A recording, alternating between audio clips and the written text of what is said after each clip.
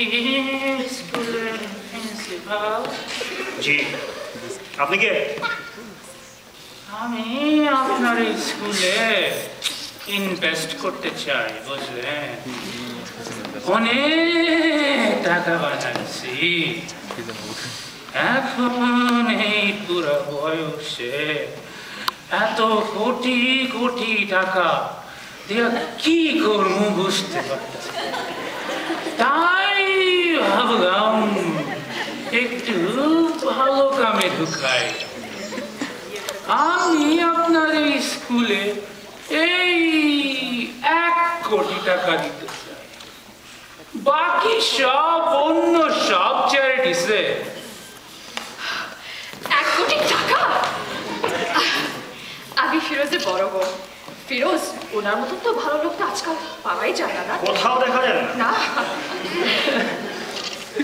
আপনাকে দেখে কে বলবে যে আপনি ফিরোজের বড় বোন? দেখতে তো একদম ছোট বোন মনে হয়।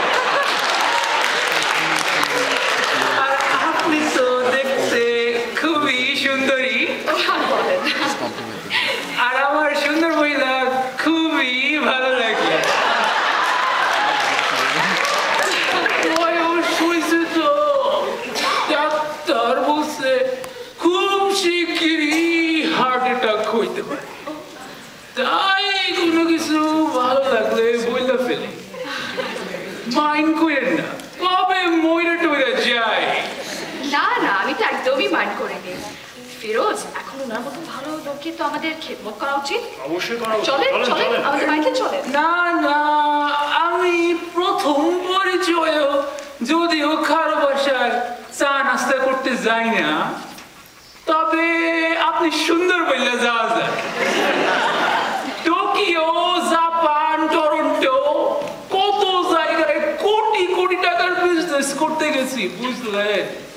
কিন্তু বাংলাদেশি মহিলাদের মতো সুন্দর মহিলাদের রান্না কোথাও খাই নাই। টোকিও, লন্ডন, আপনি সত্যি বিদেশে ব্যবসা করেছেন? সত্যি?